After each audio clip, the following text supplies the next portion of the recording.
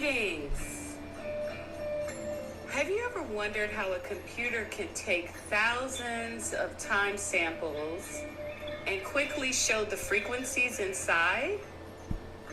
The fast Fourier transform makes that possible and is essential for modern signal processing in things like space telescopes and radar systems. It is based on the discrete Fourier transform, which converts time data into frequency information. But a direct DFT is too slow for real-time hardware because it requires a huge number of calculations. The key idea is the twiddle factor, which is just a rotating point around a circle. Each DFT output checks how much the signal matches a particular rotation speed, revealing the energy at that frequency. Since these rotations repeat in patterns, the FFT reuses that work instead of recalculating everything. That is how we get the same result much faster.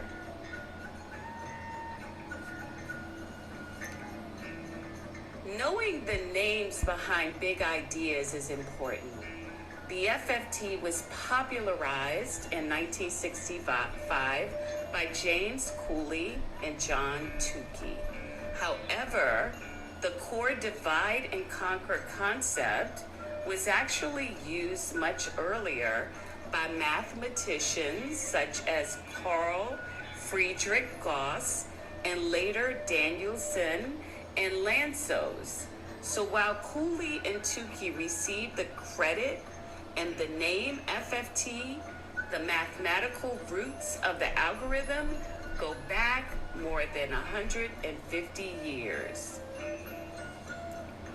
These twiddle properties are the key to making the FFT fast.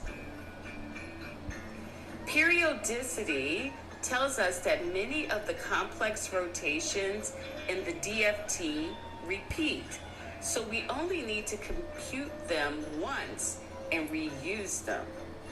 When the transform size is a multiple of 4, some rotations become simple values like +1, -1,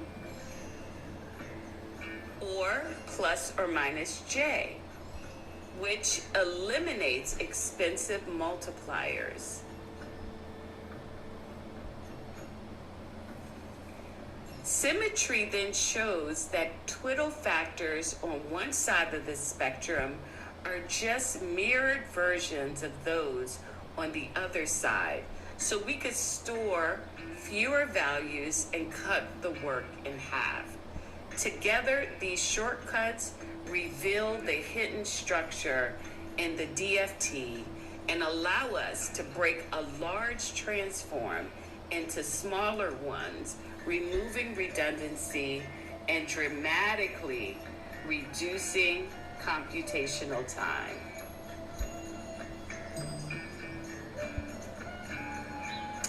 Now, we will derive the decimation in time algorithm, which implements our FFT. We split the DFT here into its even and odd parts in the following manner. We let n equals 2r, and you can simply follow along and see that this is an algebra problem. We then factor things out and start to see that we have similar stuff in our even and odd parts. However, we don't know what w sub n squared is. Let's explore this. On the full unit circle, the twiddle factor steps through every angle one at a time as we move around the circle. But when we look at the twiddle factor squared, it jumps 2 angles at a time instead of 1. That means it only lands on half of the points on this circle. So when we separate the input into even samples in the FFT, the frequency rotation also skips every other point. This means the even sample part of the computation only needs half as many unique rotation points, which turns it into a smaller DFT of size n/2. That is why the two sums at the bottom of the slide are labeled as length n/2 DFTs for the even and odd entries. They each only move through half the circle. This picture is showing that by skipping every other angle, the DFT becomes immediately easier and faster to compute.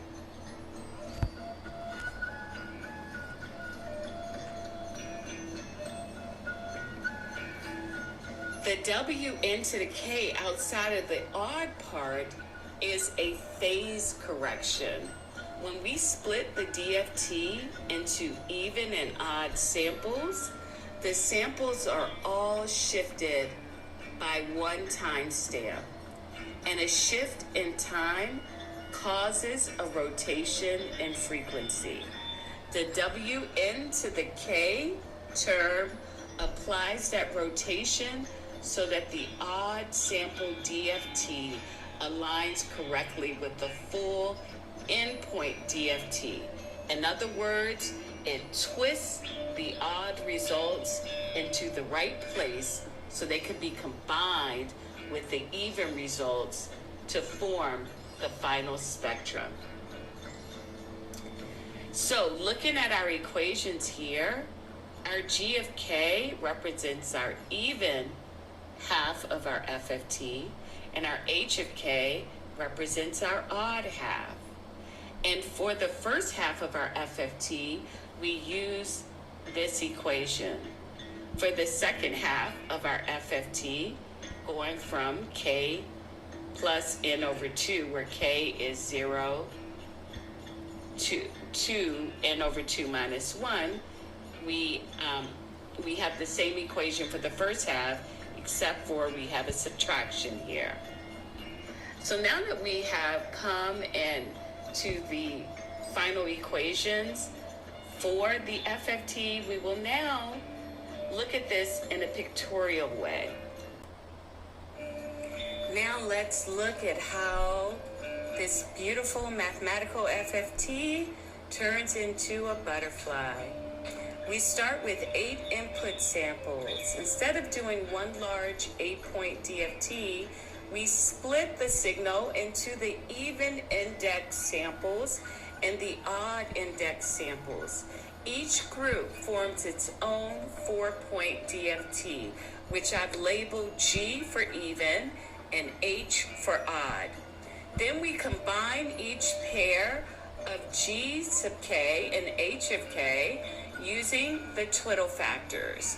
The add branch gives us the lower frequency outputs, x sub 0 through x sub 3, and the subtract branch gives us the upper frequency outputs, x sub 4 through x sub 7. By doing two smaller DFTs and reusing their results twice, we get all 8 frequency bins with far fewer multiplications.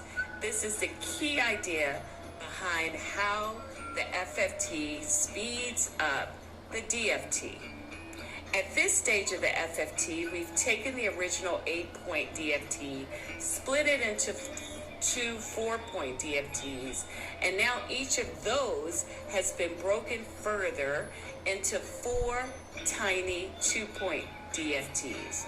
A 2-point DFT is the simplest Fourier transform possible. It only requires one addition and one subtraction. No complex multipliers at all. The multipliers shown here perform exactly that. They pair samples, add them along one path, and subtract them along the other. By repeatedly cutting the problem in half like this, we replace a large and expensive 8-point computation with many tiny operations that are easy to reuse and wire together. This is the heart of the Fourier transform, the fast Fourier transform, reducing, reusing, and recombining smaller transforms to achieve the same result with dramatically less computation. Notice in the second stage of the 8-point FFT, we only need 4 twiddle values: Wn to the 0, Wn squared, W sub n to the 4th, and W sub n to the 6th. These 4 rotations come from moving around the unit circle in steps of 2, because we are now working with results from 4-point DFTs instead of all 8 original samples. When we step around the circle 2 at a time, we land only on the 4 major axis points: right, down, left, and up. These 4 points correspond to very simple, complex values. W sub n to the 0 is +1. W sub n to the 2nd is -j. W sub n to the 4th is -1. And W sub n to the 6th is +j.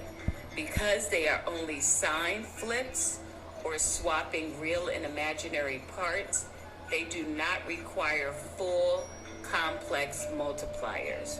So in stage 2, the twiddles still align the frequency phases correctly, but they remain extremely efficient for hardware to compute.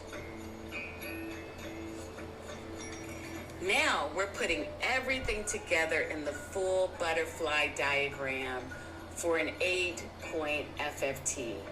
Because 8 is a power of 2, we can break the DFT into 3 stages, each one cutting the problem in half. The inputs enter in bit reverse order, which simply means we rearrange the samples so the butterflies connect correctly without needing extra storage in our FPGA. In the first stage, each pair is combined with only adds and subtracts. No multipliers needed. Then in the second stage, we start using simple twiddle values like +1, -1, and plus or minus j.